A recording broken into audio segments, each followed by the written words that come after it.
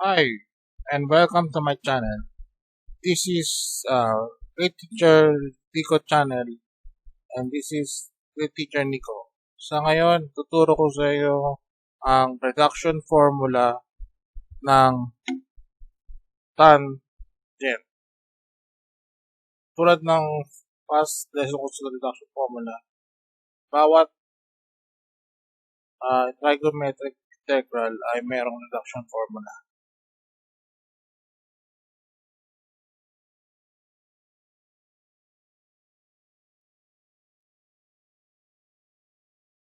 So, sisimula na tayo sa reduction formula ng tangent.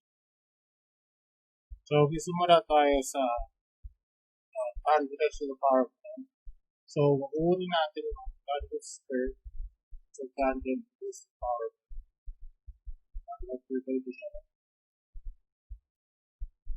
Tangent to the power of n minus 2.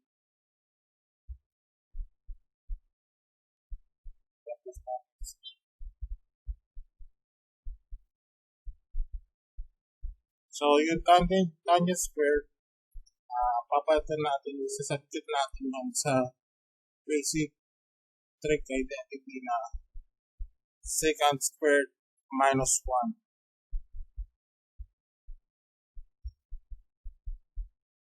So, kung nakikita nyo sa screen, and ginawa na natin siya ng trig identity na secant squared minus 1.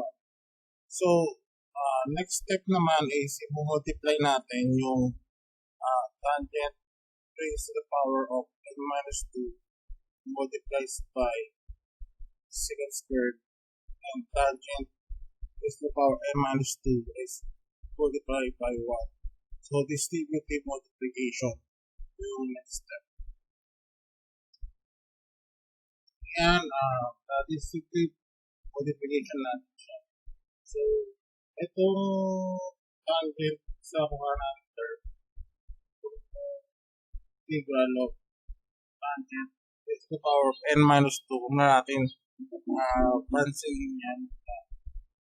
So, oppose tayo sa left hand side tangent n minus 2 raised to the power of n minus 2 secant squared. So, ang gagawin natin dyan is titignan natin siya ng Q substitution.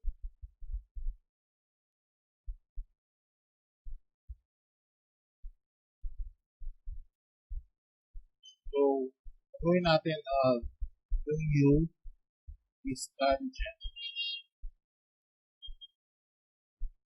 at yung DU is secant squared.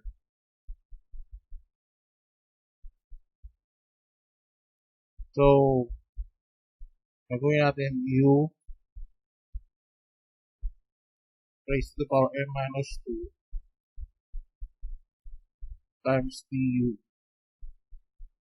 So, itignan mo siya by power rule. Ipapalit ng power rule. Pa-integral nun. So, ang sagot niyan ay 1 over n minus 1 u raised to the power of n minus 1 plus c. So, natin kung papalit na natin yung u, papalit natin yung u sa map. Tagal ko siya. 1 over n minus 1 tangent raised to the power n minus 1. Okay.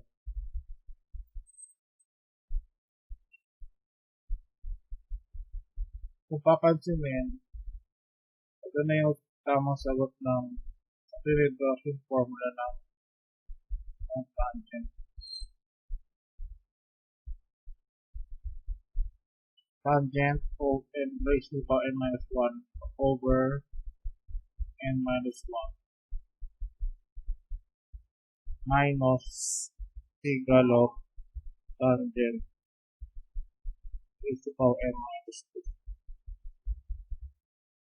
So, yun yung reduction formula ng tangent. So, ibubura natin to at papakita ko sa reduction formula.